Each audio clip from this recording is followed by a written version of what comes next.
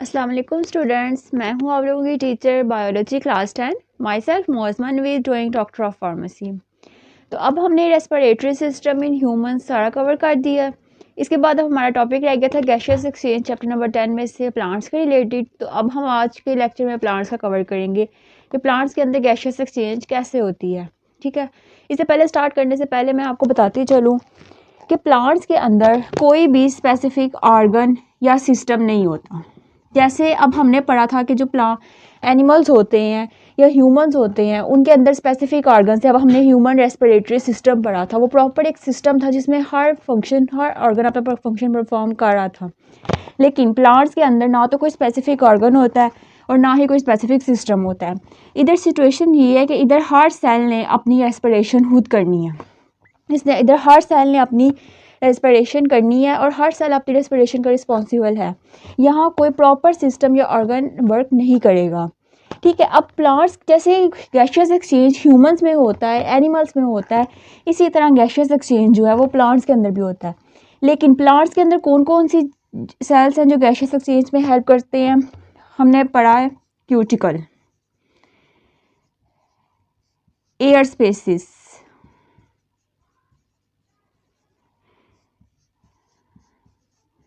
Stomata.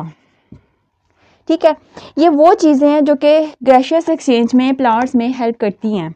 लेकिन इन सबसे पहले अगर आप क्यूटिकल की बात करो तो क्यूटिकल क्या होता है? Cuticle is the upper covering, upper most covering of leaves. अब देखो इधर ये सिचुएशन है कि जो लीव्स हैं उनकी जो गैशियस एक्सचेंज है वो अलग तरह से होगी, जो स्टेम्स हैं, रूट्स हैं, उनकी अलग होगी। जो ड्राई कंडीशन में रहने वाले जो होते हैं, ज़ीरोफाइट्स जो होते हैं, जो कि ड्राई कंडीशन में रहते हैं, उनकी अलग तरह से होती है रेस्पिरेशन। इसके अलावा जो एक्वेटिक, जो पानी के अंदर लीव्स प्लांट्स होते हैं हमारे, उनकी जो रेस्पिरेशन है उसके तरीके अलग हैं। इधर हर जो प्लांट्स की कैटेगरीज है, हर एक के जो कि डिफरेंट किस्म की सिचुएशंस है, उनकी जो रेस्पिरेशन है, गैशियस एक्सचेंज है, वो भी अलग किस्म की है। इसी तरह अगर हम लीफ की सबसे पहले बात करें ना, कि जो लीफ है इसके अंदर रेस्पिरेशन, ये गैशियस एक्सचेंज किस तरह होती है, तो हम कैसे कहेंगे? हम कहेंगे कि लीव्स के अंदर ये तीन चीज़ें हमें मिलेंगी। यानी कि लीफ का अगर आप स्ट्रक्चर खोलते हो माइक्रोस्कोप के अंदर तो आपको ये नज़र आएगा, इस तरह का लीफ का स्ट्रक्चर आपको अंदर से नज़र आता है। इसमें क्या है कि जो अपर मोस्ट कवरिंग होती है उसे हम कहते हैं क्यूटिकल। ठीक है, क्यूटिकल इस तरह की अपर मोस्ट कवरिंग होती है। अब वो क्यूटिकल क्या करेगी? वो आपकी ट्रांसपायरेशन, आपकी रेस्पिरेशन, आपकी गैशियस एक्सचेंज में हेल्प करती है। अक्सर आपने देखा होगा कि जो वो लीव्स जो कि ड्राई इन्वायरमेंट में होते हैं, उधर वाटर लॉ उन्हें नहीं मिल रहा होता, क्योंकि एक तो इन्वायरमेंट ड्राई है, दूसरे नंबर पे पानी नहीं मिल रहा। वो लीव अपनी फूड, अपनी वाटर कैसे हासिल करते हैं? वो इस क्यूटिकल की वजह से एक्सेस ऑफ वाटर लॉस नहीं होने देते। इस क्यूटिकल की वजह से वो अपने अंदर का गैशियस एक्सचेंज भी मेंटेन रखते हैं और वाटर लॉस को भी नहीं होने देते। इस वजह से हम कहते हैं कि cuticle is responsible for gaseous exchange in plants. उसके बाद अगर आप बात करो एयर स्पेसिस की, तो ये प्लांट्स के अंदर ये लीव्स जो होते हैं उनके अंदर एयर स्पेसिस होते हैं जो कि गैशियस एक्सचेंज में हेल्प करते हैं। इस जगह जगह आपको एयर स्पेसिस नज़र आएंगे जिधर गैशियस जो एयर होती है वो मूव करती है इन एंड आउट। उसके बाद स्टोमेटा, स्टोमेटा को कहा जाता है कि साइंटिस्ट की रिसर्च के अकॉर्डिंग जो स्टोमेटा है ये प्लांट्स में और एल्वेलाई ह्यूमंस में इक्वालिटी है। मतलब एक अक्सर मैंने इक्वालिटी इसलिए यूज़ किया है कि अक्सर चीज़ जो ह्यूमंस में और प्लांट्स में होती तो डिफरेंट है, लेकिन वो फंक्शन सेम परफॉर्म कर रही होती है। तो ये चीज़ कि एल्वेलाई का जो फंक्शन ह्यूमंस में है वो ही स्टोमेटा का फंक्शन प्लांट्स के अंदर है, लीव्स के अंदर है। क्या फंक्शन है? स्टोमेटा का फंक्शन ये होता है कि इसने आपके गैशियस एक्सचेंज को करवाना है, हेल्प करना है गैशियस एक्सचेंज में। Same is the case with alveoli. Alveoli को भी तो हम functional unit of respiratory system और फंक्शनल यूनिट ऑफ लंग्स कहते हैं। इसलिए हम कहते हैं कि जो फंक्शन एल्वेलाई का ह्यूमंस में है इसी तरह स्टोमेटा का लीव्स के अंदर होता है।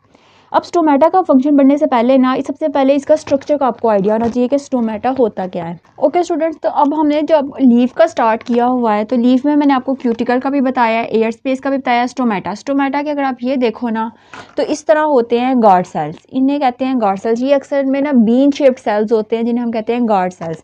आपकी ये आपकी अपर एपिडर्मिस है, ये आपकी लोअर एपिडर्मिस है। ये आपकी अपर और ये लोअर। अब अपर और लोअर एपिडर्मिस में ना आपके ये स्टोमेटा या गार्ड सेल्स प्रेजेंट होते हैं, लेकिन लोअर में ज़्यादा होते हैं, अपर में ज़रा कम होते हैं। अब वो एरिया जहाँ वेदर ड्राई है, यहाँ की ड्राई इन्वायरमेंट है, तो वहाँ अब आपको वाटर लॉस में ज़्यादा परेशानी होती है, तो वहाँ अपर एपिडर्मिस पे भी ये स्टोमेटा बहुत कम होंगे, फिर लोअर एपिडर्मिस पे ज़्यादा होंगे। लोअर पे इसलिए ज़्यादा होते हैं ताकि जो रूट जो अंडर द ग्राउंड वाटर को ज़्यादा से ज़्यादा लिया जा सके। ठीक है, अगर आप इसकी बात करो गार्ड सेल्स की, तो ये इस तरह गार्ड सेल्स बने होते हैं, बीन शेप्ड सेल्स जिन्हें हम कहते हैं। ये आप इसके दरमियान में जो ओपनिंग होती है ना, उसे हम कहते हैं स्टोमा। स्टोमा असल में एक ओपनिंग है जिधर से गैसियस एक्सचेंज हो रहा है। अब स्टोमेटा ये है कि हमारे इन गार्ड सेल्स के दरमियान में जो ये चीज़ें हम कहेंगे स्टोमेटा, स्टोमेटा हमारी गैसियस एक्सचेंज में मेन किरदार, जो अगर आपको ना मेन करैक्टर कौन सा होता है गैसियस एक्सचेंज इन लीव्स, तो वो आपको स्टोमेटा का आएगा, क्योंकि सबसे ज़्यादा गैसियस एक्सचेंज यही करवाता है। अगर आपने हमारा फूड, हमारी गैसियस एक्सचेंज, हमारी फोटोसिंथेसिस, रेस्पिरेशन, सारे प्रोसेसेस इस स्टोमेटा के ज़रिए होते हैं लीव्स के अंदर।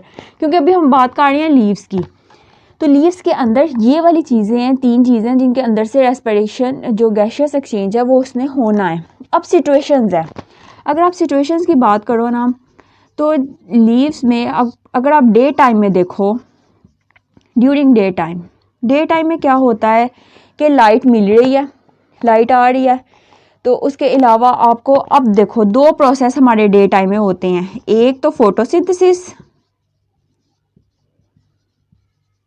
और एक होता है रेस्पिरेशन। लीव्स के अंदर डे टाइम में रोशनी जब होती है तब 2 प्रोसेस हो रहे होते हैं, एक फोटोसिंथेसिस और एक रेस्पिरेशन। तो अब ये फोटोसिंथेसिस और रेस्पिरेशन की अगर बात की जाए, तो फोटोसिंथेसिस में क्या होता है कि लीव्स ने लाइट और कार्बन डाइऑक्साइड लेनी है और अपना फूड प्रिपेयर करना है।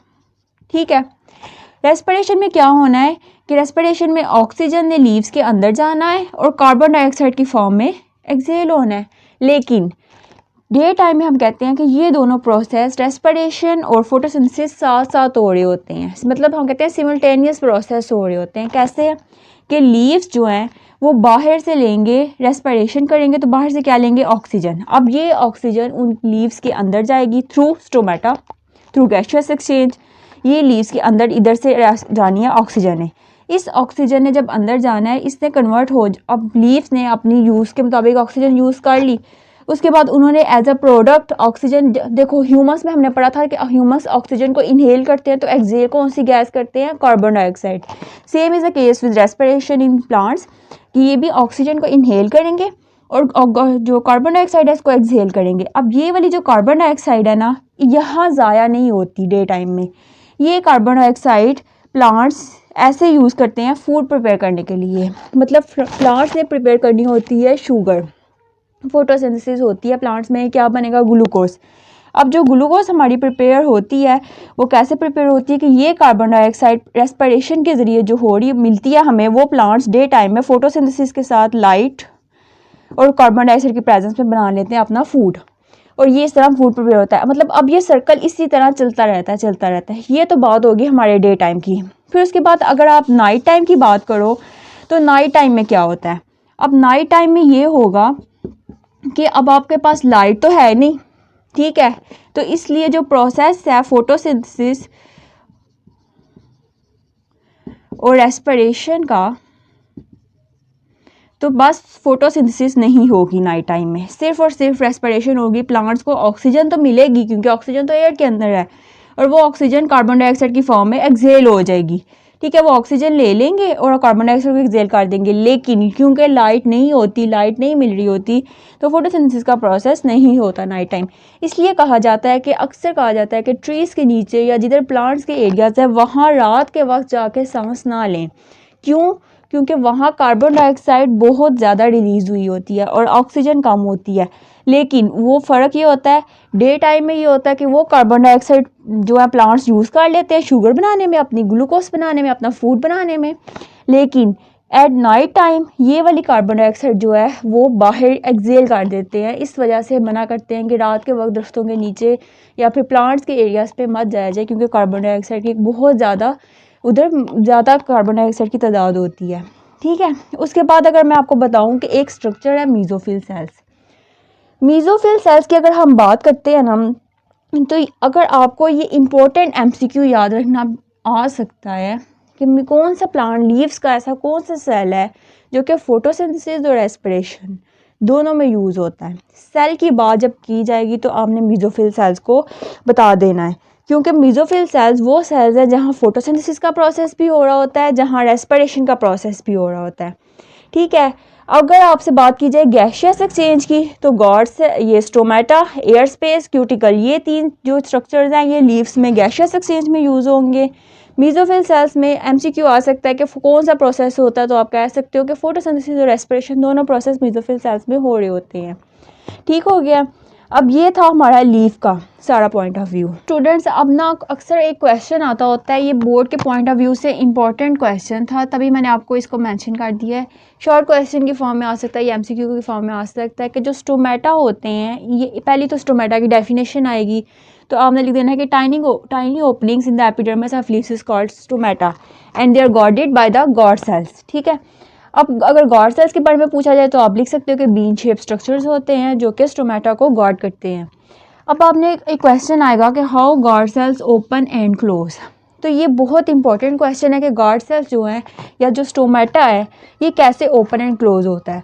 तो वो उसको आपको बताऊँ मैं कि जब हम डे टाइम में, अक्सर आपने देखा होगा, या फिर नाइट टाइम में भी हो सकता है, जब आप पानी देते हो प्लांट्स को तो पानी बहुत ज़्यादा होता है या बारिश होती है तो तब वाटर का लेवल हाई होता है, तब क्या होगा कि गार्ड सेल्स जो हैं ये ओपन हो जाएंगे। कैसे ओपन होंगे कि जब वाटर एंटर होता है गार्ड सेल्स में, वाटर चला गया अंदर, जिसकी वजह से ये सेल जो है ये स्वेल कर जाएंगे। ये देखो, स्वेल करने से इनकी कनकेव शेप बन जाएगी एक दूसरे की तरफ, जिसकी वजह से कनकेव शेप बनने की वजह से ये जो स्टोमेटा की ओपनिंग है ये खुल जाएगी। अब स्टोमेटा ओपन हो जाएगा, वाटर अंदर चला जाएगा सेल के। इस तरह क्या होता है कि water enter cell swell and stomata open, this is called guard cell opening. ठीक है, अब आपको अगर क्वेश्चन आता है कि गॉड सेल ओपन क्लोज बताओ या स्टोमेटा का ओपन क्लोज बताओ, तो समझना एक ही बात है। कैसे, बस आपने 2-3 पॉइंट चेंज करने। अगर आपको कहा जाए गॉड सेल ओपन कैसे होते हैं तो आपने कहना पानी अंदर जाता है, सेल स्वेल करता है, स्टोमेटा ओपन हो जाता है। अगर आपसे पूछा जाए कि स्टोमेटा कैसे ओपन होते हैं तो हमने तब भी यही कहना है कि वाटर अंदर जाता है, गार्ड सेल्स जो हैं वो स्वेल कर जाते हैं, फिर गार्ड सेल्स ओपन होते हैं तो स्टोमेटा जो है वो ओपन हो जाता है।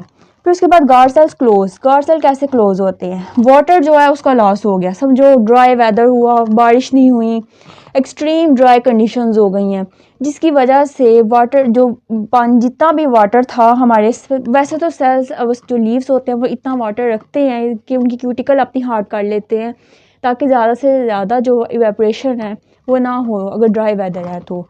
लेकिन अगर तो वाटर लॉस हो रहा है, क्योंकि कुछ ना कुछ तो वाटर लॉस होना है ड्राई कंडीशन में, तो वो कैसे होगा, वाटर लॉस होगा, सेल जो है वो श्रिंक कर देंगे। श्रिंक करना मतलब सुकड़ जाना। सेल्स जो हैं ये गार्ड सेल्स जो देखो स्वेल हुए थे अब वो श्रिंक कर गए, श्रिंक करने की वजह से जो ओपनिंग थी उनके दरमियान वो क्लोज हो गई है, तो जिसको हम कहते हैं कि स्टोमेटा क्लोज। ये क्वेश्चन का आंसर है कि how guard cells open and close, तो आपने बता देना कि ओपनिंग और क्लोजिंग इनकी किस तरह होती है।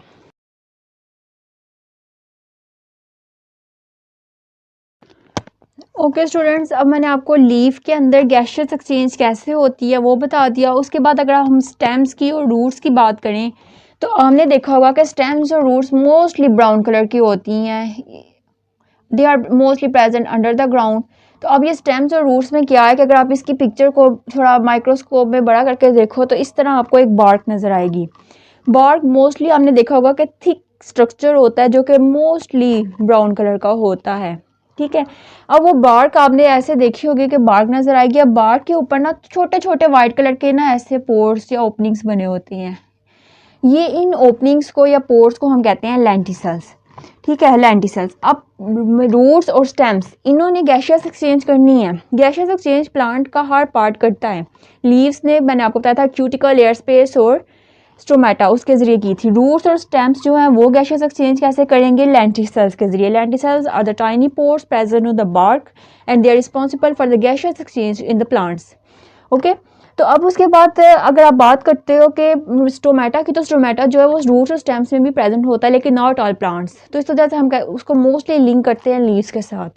ठीक है, तो इस वजह से हम कहते हैं कि स्टेम्स और रूट्स में क्या है, जो बार्क होती है, बार्क के ऊपर जो लेंटिसल्स प्रेजेंट होते हैं उनकी वो होते हैं कि गैशियस चेंज को रिस्पॉन्सिबल होते हैं वो। उसके बाद अगर एक्वेटिक प्लांट्स की बात करो, वो प्लांट जो कि अंडर द वाटर या फिर वाटर के अंदर होते हैं, तो उन प्लांट्स को हम क्या कहेंगे, एक्वेटिक प्लांट्स। अब इसमें क्या होगा कि वो वाटर के अंदर मौजूद जो ऑक्सीजन है वो इसको यूटिलाइज़ करते हैं। अब उन्होंने जब भी रेस्पिरेशन करनी है, उन्होंने ऑक्सीजन जो वाटर के अंदर प्रेजेंट है, उन्होंने ये वाली ऑक्सीजन लेनी है और यूटिलाइज़ कर लेनी है फॉर रेस्पिरेशन। अब यूटिलाइज़ करने के बाद प्रोडक्ट में उनका क्या भी निकलता है, कार्बन डाइऑक्साइड, क्योंकि आपको पता है रेस्पिरेशन में जब आप इनहेल करते हो तो वो ऑक्सीजन होता है और आपका बाय प्रोडक्ट जो आप एक्सहेल करते हो वो कार्बन डाइऑक्साइड होती है। तो उन्होंने ये कार्बन डाइऑक्साइड जो है ये भी उन्होंने वाटर के अंदर ही डिज़ोल्व करवा देते हैं। तो डिज़ोल्व फॉर्म में जो ऑक्सीजन होती है वो इसी ऑक्सीजन को एक्वेटिक प्लांट्स जो हैं वो यूज़ करते हैं, और इसी जो कार्बन डाइऑक्साइड रिलीज़ होती है वो भी वो वाटर के अंदर ही रिलीज़ कर देते हैं। ठीक है, अब ये था, मैंने आपको बता दिया कि प्लांट्स का कौन सी कंडीशन में किस किस्म का इफ़ेक्ट होगा। फॉर एग्जांपल प्लांट्स अगर ड्राई कंडीशन में हैं तो वहाँ नंबर ऑफ़ स्टोमेटा कम हो जाते हैं, वहाँ क्यूटिकल थिक हो जाती है ताकि कम से कम वाटर लॉस हो। अब ये सिर्फ और सिर्फ काम जो है ये सिर्फ आपकी रेस्पिरेशन नहीं बल्कि आपकी ट्रांसपायरेशन, अब एक चैप्टर है मैं उसमें आपको बताऊंगी, ट्रांसपायरेशन के लिए भी यही चीज़ें यूज़ होती हैं। ठीक है, वो मैं आपको नेक्स्ट चैप्टर जो हमारा हम पढ़ेंगे ट्रांसपिरेशन वाला, उसके अंदर मैं आपको इस चीज़ का बताऊंगी ट्रांसपिरेशन क्या होती है। कि मैं आपको ओवरव्यू दे दूँ कि इसमें क्या होगा कि आपकी इवेपोरेशन के प्रोसेस होंगे, इवेपोरेशन में वाटर लॉस, इसके अलावा आपका गैसियस एक्सचेंज का प्रोसेस इसके अंदर आ जाएगा। आपका जो जितने भी प्रोसेस हम मोस्टली लेते हैं कि जैसे हवा चलती है, वेदर अगर ड्राई है तो उसने आपके प्लांट्स के मौजूद जितने भी वाटर है उसने स्टोमेटा ने अब अपना काम करना है गैसियस एक्सचेंज का, और एज अ रिज़ल्ट वाटर जो है वो इवेपोरेट हो जाएगा। तो ये फिर स्टोमेटा, क्यूटिकल वगैरह ये स्ट्रक्चर्स इस तरह ड्राई वेदर में बने होते हैं, वो अपने नंबर ऑफ़ स्टोमेटा कम कर लेते हैं, क्यूटिकल हार्ड कर लेते हैं ताकि कम से कम हमारा वाटर लॉस जो है वो हो सके। क्योंकि प्लांट्स को अब देखो जब तक अगर बारिश होती है वो प्लांट्स जो है हमने देखा होगा उनकी दो एक तो पहले की कंडीशन और बारिश के बाद की कंडीशन में कितना फ़र्क आ जाता है। क्यों? क्योंकि वो स्टोमेटा जो होते हैं, गार्ड सेल्स जो होते हैं वो ओपन होते हैं, वो स्वेल कर जाते हैं जब बारिश होती है। तो क्यों? पानी आ गया जिसकी वजह से उनकी ओपनिंग हो गई है और उसके बाद वो जो है वो वापस अपनी नॉर्मल स्टेज पे आ जाते हैं और फिर उनकी ग्रोथ भी अच्छी हो जाती है। अच्छा, अगर ना एक क्वेश्चन है प्रैक्टिकल, आप कह सकते हो कि ये आ सकता है कि प्रैक्टिकल था कि उसमें ये बताया गया था कि जो स्टोमेटा हैं आप इन्हें कैसे गिन सकते हो, क्या आप प्लांट्स के ऊपर कभी स्टोमेटा को गिन सकते हो? तो आप कह सकते हो कि हाँ मैं गिन सकता हूँ। कैसे? कि आपने क्या करना है कि प्लांट्स में आपने प्लांट की एक लेनी है लेयर, ऊपर से उसे पील ऑफ करना है। मैं आपको बताती हूँ। फॉर एग्ज़ाम्पल लीफ आपने लिया है, ठीक है, लीफ के ऊपर से आपने एक पतली सी लेयर जो है ना एपिडर्मिस की जो लेयर होती है उसको आपने पील ऑफ कर देना। बड़े मतलब ट्यूजर्स होते हैं लैब्स में जिनके ज़रिए आप पील ऑफ करते हो, और वो आपने एक पेट्री डिश लेनी है, उसके ऊपर वो आपने लेयर जो है वो रख देनी है। अब इसके अंदर आपने क्या करना है कि एक तो इसको ना आपने मिथाइलिन ब्लू के होते हैं, मिथाइलिन ब्लू आपने ना ये ड्रॉप्स डालने होते हैं इस पेट्री इस ना एपिल पील जो लेयर होती है इसके ऊपर। क्यों डालने होते हैं? क्योंकि जो मिथाइलिन ब्लू होते हैं ये एज अ स्टेन यूज़ हम करते हैं।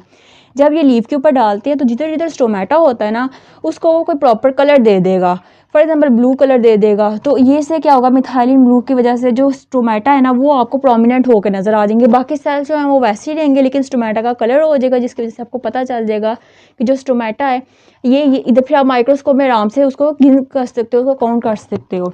तो अब आपने क्या करना है, मिथाइलिन ब्लू के ड्रॉप्स डालने हैं, उसके बाद आपने माइक्रोस्कोप लेना है, माइक्रोस्कोप के अंदर आपने इसको सर्च करना है। अब जो सा कलर आपको नज़र आएगा वो आप समझ लेना कि वो स्टोमेटा है। अब स्टोमेटा को आप काउंट कर सकते हो, तो एक प्लांट में हम कह लेंगे कि 10 to 15 स्टोमेटा इस लीव के अंदर प्रेजेंट है। तो वो हम अपनी प्रैक्टिकल कॉपी में हम लिख सकते हैं कि इस प्लांट में हमारे पास 10 to 15 टोमेटा जो है वो प्रेजेंट है। ठीक है, क्या करना है कि लीफ लेना, उसका एपिडर्मिस आराम से उतारना है, उसके बाद उसको आपने वॉश करना है और मिथाइलिन ब्लू का ड्रॉप डालना है, कवर स्लिप लेनी है, उसके ऊपर उसे कवर करना है और माइक्रोस्कोप के अंदर आपने सर्च कर लेना है। अब माइक्रोस्कोप को एक सेट करने का काम ये होगा कि आपको अब जब जैसे जैसे आप आगे जाओगे आपको खुद ही आ जाएगा सेट करना, लेकिन इस लेवल पे भी टीचर्स कर देते हैं सेट। तो फिर आपको वो बता देंगे कि मिथाइलिन ब्लू के बाद कितने नंबर ऑफ स्टोमेटा थे, वो आपको काउंट करके वो बता देंगे। ठीक है, ये आप खुद भी कर सकते हो। ठीक हो गया। अब ये था हमारा exchange, gaseous exchange in plants. तो इस तरह हमारा चैप्टर जो है वो कंप्लीट हो चुका है। अब हम फिर उसके बाद नेक्स्ट स्टार्ट करेंगे, नेक्स्ट चैप्टर से हम तरह स्टार्ट लेंगे। मैंने आपको इसकी चैप्टर के गैशियस एक्सचेंज के अंदर जितने भी इंपॉर्टेंट क्वेश्चंस थे वो भी बता दिए, इंपॉर्टेंट एमसीक्यूज रिगार्डिंग एग्जाम्स और शॉर्ट और लॉन्ग क्वेश्चन जो है वो भी बता दिए। अब प्लांट्स में जो है वो आता होता है कि राइट और note in gaseous exchange in plants तो लॉन्ग में आ सकता है, उसमें आपको मैंने जितना सारा बताया ना, अगर आप एज इट इज़ भी लिख देते हो ना तो तब भी ठीक है, ठीक हो गया। उसके अलावा शॉर्ट क्वेश्चंस में लेंटिसेल्स जो है, व्हाट इज लेंटिसेल्स, ये आ सकता है शॉर्ट क्वेश्चन, या फिर ये आ सकता है कि गैशियस एक्सचेंज प्लांट्स में कौन कौन सी तरह होती है, तो आप बताओगे कि लीफ में किस तरह होती है, उसके अलावा जो रूट्स और स्टेम्स है उसमें किस तरह होती है, जो एक्वेटिक प्लांट्स हैं उसके अंदर किस तरह होती है। ठीक है, होप सो कि आपको समझ आ गई होगी। Thank you very much.